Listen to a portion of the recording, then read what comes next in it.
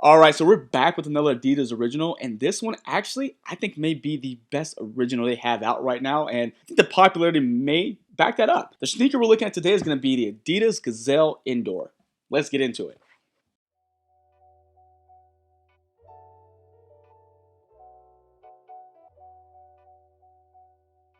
What's going on, everybody? It's Mike from the Sneaker History Podcast, and we are back with another video. Guys, thank you so much for joining. Thank you for everybody who's been a part of this channel, from subscribing to liking to commenting to showing it to your friends. Whatever that may be, any little thing you do does help. And if you're new to the channel, hadn't done so before, those little things, again, they help the channel. So thank you all for done it before. Thank you for going to do it in the future.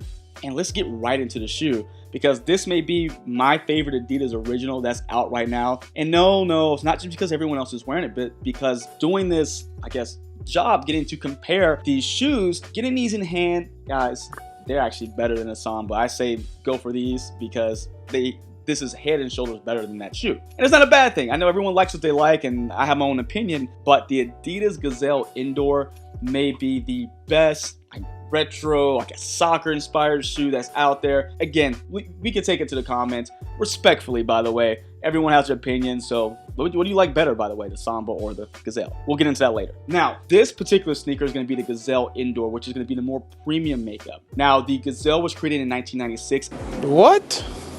As a trainer with a normal, just rubber cup sole. But in the late 70s, early 80s, they created the indoor version, which is going to be made for handball. Now, this is going to include I guess they described it as a translucent sole. I don't know if there's a different version. If there is, I'll find a picture. But this is going to be a all gum sole kit. So midsole, outsole, all done in gum, which is one of the reasons I picked up this shoe, because that gum accent with the nice suede is something that you just don't see a lot. And this looks good all the way around. Now, getting to the shoe, this is going to be all over suede makeup. Now, something else cool about this shoe is that in '66, when they created this model, this was the first shoe to have an all suede upper. It hadn't been done before, and it really made it stand out in the crowd of just all the different trainers out there. Now, this one's going to be in this kind of diffuse, like light blue color. It's a short hair suede, but it's super, super nice. Now, the price point does reflect that, because a normal Gazelle, I think, is ranging from 100, 110 up to these, which are 150, because again, they're going to be that more premium material and that different sole kit. But I think it's worth the money. I mean, we buy shoes for more money with lesser material quality. So if you want something nice, this is definitely one to check out. Now, on top of that blue suede, you're going to get these really nice contrasting three stripes. You're going to have this burgundy color, this kind of forest green color, and another burgundy stripe here, which sit very well in the shoe. Gives you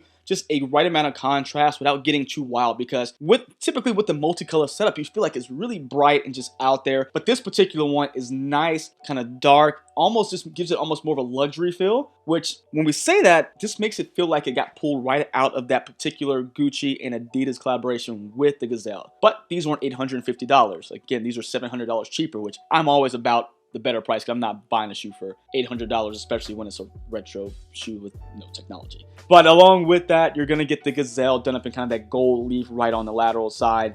And it's just a really nice, soft sneaker when it comes to just, again, that material. I can't say enough nice things about it. Now, this is going to be a white leather up top, kind of more of an off-white, not quite cream, but it's not a stark, just bright white. So it's kind of almost kind of an age white, whatever you want to call it. It is going to be covered in a flat white lace. That is going to be a pretty thin lace, but it has Adidas done up on the aglets here. And the tongue is really cool. I like the design on the tongue. It's almost like it's woven together in this thin leather. You're going to have the Adidas branding done up in gold leaf as well. And always with these Adidas originals, I always get concerned that the thin tongue is going to really poke into my ankle. I haven't had that problem yet. And I guess they're cut just right to where I don't deal with that.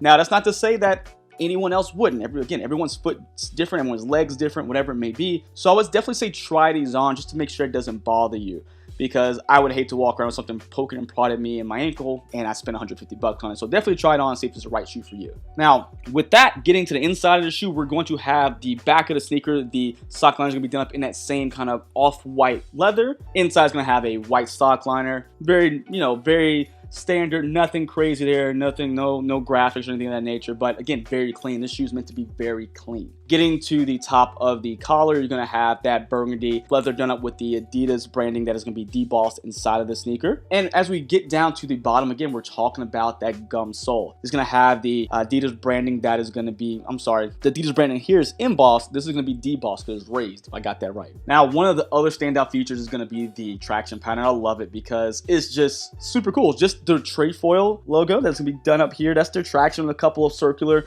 radial pieces. And of course, you have your Adidas branding right there in the middle. But I love how they use the trefoil logo as the actual traction pattern. Just something cool.